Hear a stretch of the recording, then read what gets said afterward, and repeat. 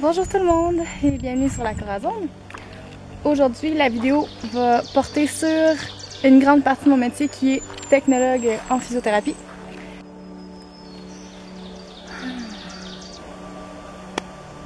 Donc avant de commencer, j'aimerais juste prendre quelques secondes pour vous remercier d'avoir partagé mon contenu puis mes vidéos. Moi, tant que ça peut vous aider dans votre quotidien puis améliorer votre santé, moi c'est tout ce qui compte pour moi. Donc, merci de partager, de vous abonner, c'est très apprécié. Donc, pour les nouveaux abonnés d'ailleurs, je me présente. Je m'appelle Coralie, je suis technologue en physiothérapie, massothérapeute agréée FQM et je suis présentement étudiante en ostéopathie. Puis, je suis également en train de faire mon 300 heures de formation pour devenir instructeur de yoga Naya. Donc, voilà.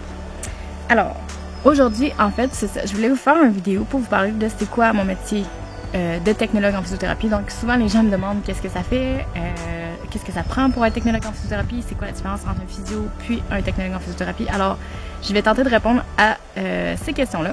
J'invite d'ailleurs mes compatriotes à commenter la vidéo si jamais j'oublie des détails ou des informations.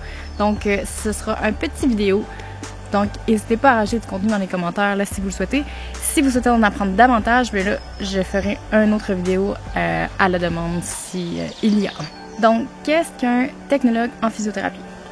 Un technologue en physiothérapie, c'est un professionnel de la santé qui aide les gens à retrouver leur autonomie et leur fonction. Donc, le but, c'est de les aider à retourner à l'activité, à retourner à leur travail. Donc, il existe un secteur privé et un secteur public. Pour ma part, moi, je travaille dans le secteur privé et donc je travaille principalement avec de la clientèle CCC, donc des travailleurs qui se sont blessés ou des accidentés de la route comme la SAC. Et ça m'arrive aussi de voir des patients en privé, donc des gens qui décident de faire eux-mêmes avec leurs assurances privées ou à défrayer de leur poche pour venir pour des soins de physiothérapie. Grosso modo, les gens qu'on voit, comme je disais, ce sont des gens des accidentés de la route ou des accidentés du travail. Mais ça peut être aussi des gens qui viennent suite à une chirurgie de la hanche ou du genou ou peu importe la chirurgie là, pour se remettre sur pied. Ça peut être également aussi des personnes âgées qui ont des problèmes d'équilibre ou encore des gens qui ont eu des gros accidents ou qui ont eu des amputations et qui doivent justement retrouver leur fonction. Donc, grosso modo, technologue en physiothérapie, ça ressemble à ça. Donc, à quoi ça ressemble un traitement donné par un tech-phys?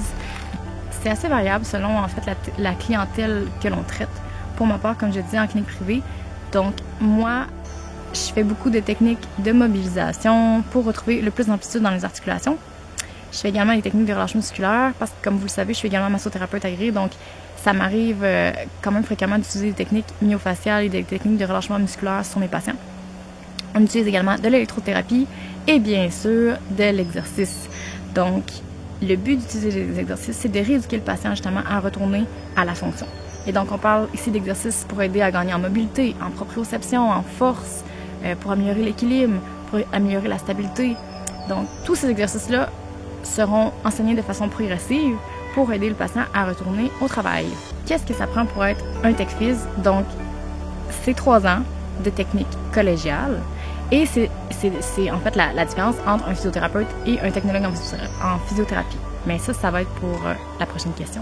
donc, il faut avoir un intérêt pour le corps humain, bien sûr, pour soulager, pour aider, pour accompagner les patients. Il faut avoir aussi une capacité d'analyse quand même pour être en mesure de détecter s'il y a des problématiques autres que la situation pour laquelle ils viennent consulter et être en mesure de référer au physiothérapeute ou au médecin par la suite. Mais aussi pour comprendre en fait la problématique là, du patient. Il faut être également en mesure d'être à l'aise de travailler avec le public parce que là, on ne veut pas, on travaille en contact avec les gens. Donc pour les gens justement qui aiment un petit peu moins la thérapie manuelle, c'est sûr qu'il y a 2 branches là, de la physiothérapie. On utilise beaucoup plus l'exercice où justement on travaille sur l'autonomie des patients. Donc les gens qui travaillent plus avec des personnes avec une clientèle gériatrique auront tendance justement à faire un petit peu moins de thérapie manuelle. Donc ça dépend vraiment encore là du type de clientèle qu'on a. Il faut avoir quand même une bonne capacité d'écoute et d'empathie parce que souvent, il faut comprendre que aider les gens aussi à se réadapter, c'est pas juste les orienter vers l'objectif de retourner au travail ou retourner à l'activité, mais c'est aussi les aider à les accompagner dans leur douleur, à comment gérer la douleur, à comment soulager la douleur. Donc, ce sont tous des aspects qu'il ne faut pas négliger dans ce métier-là. La fameuse question, quelle est la différence entre un technologue en physiothérapie et un physiothérapeute? Technologue en physiothérapie, c'est une technique 3 ans de cégep et physiothérapeute, c'est un bac maîtrise à l'université.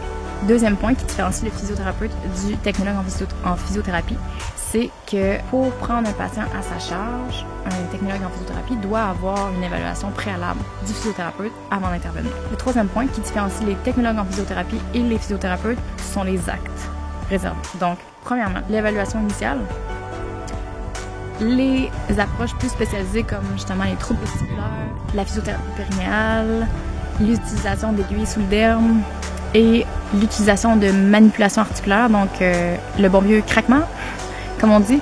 Donc légalement, seuls les physios qui ont la formation post-grade dans les domaines que je viens de mentionner peuvent faire ce genre d'approche-là. Finalement, avec qui on travaille, donc étant donné qu'on est dans un domaine de la santé, les technologues en physiothérapie, bien, on travaille avec les physiothérapeutes, on travaille avec les médecins, on travaille avec les ergots, on travaille avec les kinésiologues, on travaille avec des massothérapeutes, on travaille avec les préposés aux bénéficiaires, on travaille avec les infirmières, on travaille avec un paquet d'intervenants de la santé. Puis c'est ça qui fait la beauté de la chose dans la réadaptation du patient, c'est que on utilise toute cette belle équipe-là pour aider un patient à se remettre sur pied. Alors voilà, c'est tout. J'espère que ça vous a aidé à éclaircir un petit peu mieux le métier de technologue en physiothérapie. Si vous avez des questions ou des commentaires, n'hésitez pas à les écrire. J'adore vous lire. Sinon, n'oubliez pas de vous abonner à la chaîne YouTube, à la page Facebook ou à la page Instagram si vous souhaitez soutenir la Corazon. Et je vous dis à la prochaine pour un prochain vidéo. Namasté!